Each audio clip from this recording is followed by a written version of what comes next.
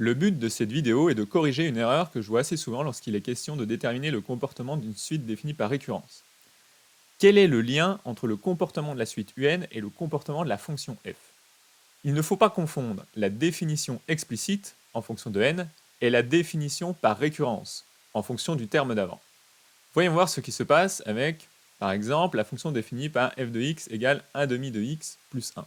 Si je place sur un graphique les points d'abscisse n et d'ordonnée un, eh bien, dans le cas explicite, la répartition des points donne bien l'allure de la fonction f.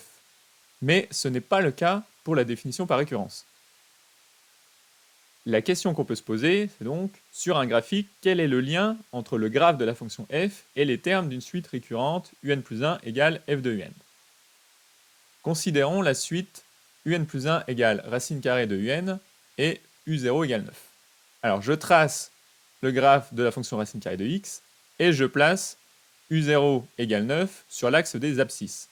Je place bien u0 sur l'axe des abscisses parce que je veux calculer u1 égale racine carrée de u0. Je peux alors lire la valeur u1 sur l'axe des ordonnées. Mais ensuite, je veux calculer u2 égale racine carrée de u1. Donc j'ai besoin de me placer à l'abscisse u1. Pour ce faire, je vais utiliser une petite astuce qui va sembler superflue pour l'instant. Je trace la droite d'équation y égale à x. Pour les points de cette droite, abscisse égale ordonnée. Et donc je reporte u1 sur l'axe des abscisses à l'aide de cette droite. Et je recommence. Je peux lire u2 sur l'axe des ordonnées et le reporter sur l'axe des abscisses. Et ainsi de suite.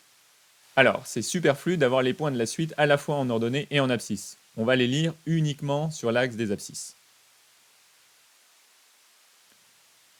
On reprend.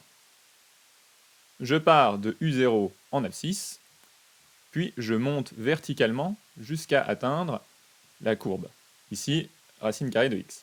Puis, je vais horizontalement jusqu'à la droite y égale x. Et je redescends sur l'axe des abscisses. J'obtiens u1. Et je recommence. Courbe de f, puis y égale x, puis axe des abscisses, et ainsi de suite. Alors je rappelle que le but, c'est de déterminer graphiquement le comportement de la suite UN. Ce n'est pas une démonstration, c'est une hypothèse liée à une observation. Les points UN se décalent vers la gauche. Donc les valeurs UN sont de plus en plus petites. Donc la suite UN semble décroissante. Et les points semblent s'accumuler vers l'abscisse 1, donc il semble que UN converge vers 1. Alors attention, la valeur de U0 est très importante. Si on prend U0 égale 0,2, on va avoir quelque chose d'un petit peu différent.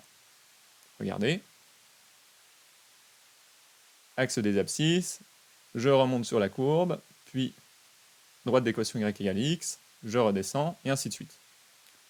Et cette fois-ci, la suite semble croissante, et elle semble aussi tendre vers 1.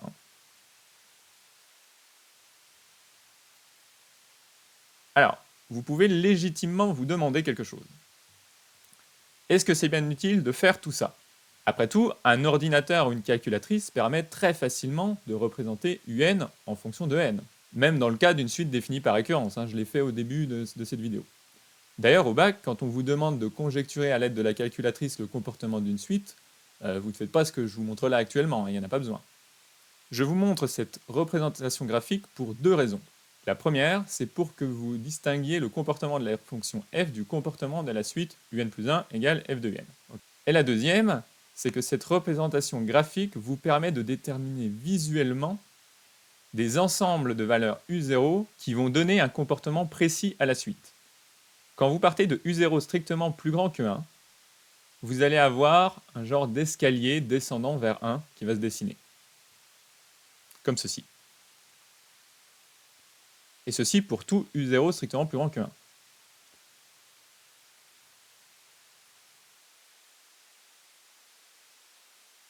En revanche, si vous partez de u0 strictement compris entre 0 et 1, et bien là, vous allez avoir cette fois-ci un escalier montant vers 1.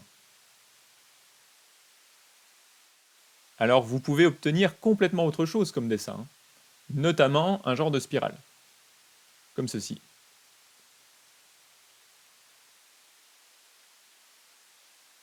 Et je présenterai dans une autre vidéo un genre de plan d'étude général pour les suites un plus 1 égale f de un. Et en attendant, je vous encourage à réfléchir par vous-même à qu'est-ce qui va se passer en fonction de certaines propriétés de notre fonction f. Merci d'avoir regardé cette vidéo et à bientôt.